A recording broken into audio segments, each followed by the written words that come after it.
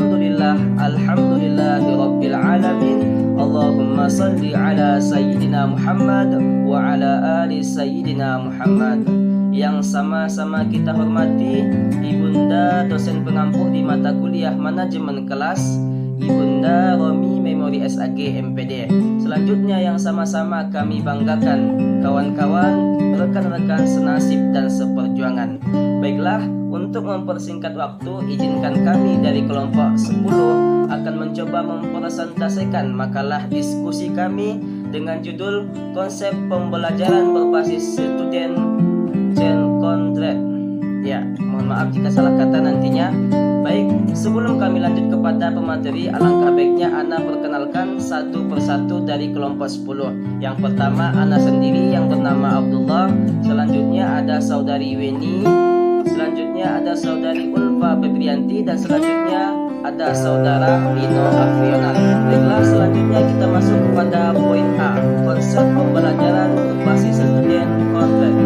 Pembelajaran merupakan proses pengembangan kreativitas berpikir yang dapat meningkatkan kemampuan berpikir mahasiswa, serta dapat meningkatkan dan mengkontribusi pengetahuan baru sebagai upaya meningkatkan pengetahuan baru, penguasaan dan pengembangan yang baik terhadap materi perkuliahan. Pembelajaran sendiri dibagi menjadi dua, yaitu pembelajaran yang fokus pada dosen dan pembelajaran yang fokus kepada mahasiswa. Pembelajaran yang fokus kepada mahasiswa disebut Student Concentrated Learning atau bisa disebut dengan SCL, yang menurut Robert pada tahun 1983 adalah suatu pendekatan atau pengembangan dalam hal yang belajar di dalamnya. Pelajar atau mahasiswa dituntut untuk memilih bukan hanya ada yang dipelajari tetapi juga bagaimana kenapa materi itu bisa dipelajari. Selanjutnya yaitu sebagai sebuah metode pembelajaran yang berpusat pada mahasiswa.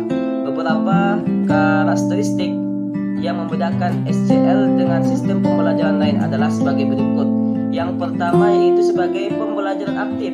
Pembelajaran aktif ini merupakan pembelajaran yang terjadi saat para mahasiswa diberi kesempatan untuk berinteraksi lebih dengan sesama mahasiswa atau dengan dosen tentang pokok pembahasan yang sedang dihadapinya. Yang kedua yaitu sebagai pembelajaran interaktif. Dalam pembelajaran interaktif ini bahwasanya setiap mahasiswa harus mengerjakan sesuatu sesuai dengan materi yang sedang dipelajarinya. Yang ketiga sebagai pembelajaran mandiri. Pembelajaran mandiri ini adalah satu pendekatan pembelajaran yang berpusat pada mahasiswa di mana proses dan pengalaman belajar diatur dan dikontrol oleh mahasiswa itu sendiri. Selanjutnya yang keempat, pembelajaran kolaboratif. Ya, pembelajaran kolaboratif ini adalah pembelajaran yang metode membuat mahasiswa dari berbagai macam latar belakang bekerja sama dalam sekelompok kecil untuk mencapai tujuan pembelajaran secara umum. Selanjutnya yang kelima yaitu pembelajaran kooperatif. Dalam pembelajaran kooperatif ini di mana kelompok mahasiswa akan memperoleh pengetahuan baru dengan mutu yang lebih baik, bersifat kontekstual dan relevan bila dibandingkan dengan pembelajaran individual atau independen.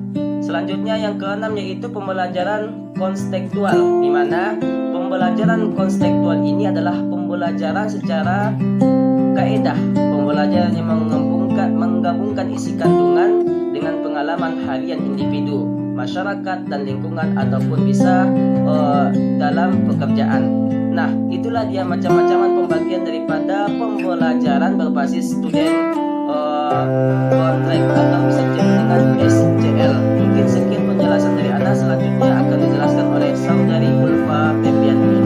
Terima kasih. Baiklah, saya ini akan menjelaskan materi tentang poin yang terakhir, yaitu tentang teknik dan pola pembelajaran berbasis student. Yang pertama yaitu yang kita bahas tentang independen atau individual. Independen atau individual ini adalah pembelajaran. Poin yang selanjutnya, poin yang kedua adalah tentang cooperative learning. Cooperative learning ini adalah aktivitas pembelajaran dengan penekanan pada pemberdayaan peserta didik itu agar peserta didik ini bisa belajar melalui dengan kelompok-kelompok seperti adanya pembentukan kelompok-kelompok agar mereka itu dapat bekerja sama dan memaksimalkan proses pembelajaran mereka itu sendiri ataupun peserta didik lainnya agar lebih efektif. Kalau tujuannya dari cooperative learning ini adalah untuk meningkatkan kepercayaan diri, memperbaiki kemampuan berpikir secara global, meningkatkan hubungan antar kelompok, antar siswa yang satu dengan siswa yang lainnya, dan juga meningkatkan gairah belajar semangat anak-anak tersebut. Yang ketiga yaitu adalah kolaboratif. Kolaboratif learning ini adalah pembelajaran yang berdasarkan pengalaman peserta didik itu sebelumnya, atau disebut juga dengan prior knowledge, dan ini dilakukan secara berkelompok. Yang keempat yaitu adalah active learning. Active learning ini yang mana siswa itu dituntut untuk lebih aktif dan bukan hanya mendengarkan apa yang disampaikan oleh gurunya terhadap dirinya. Namun di sini siswa harus belajar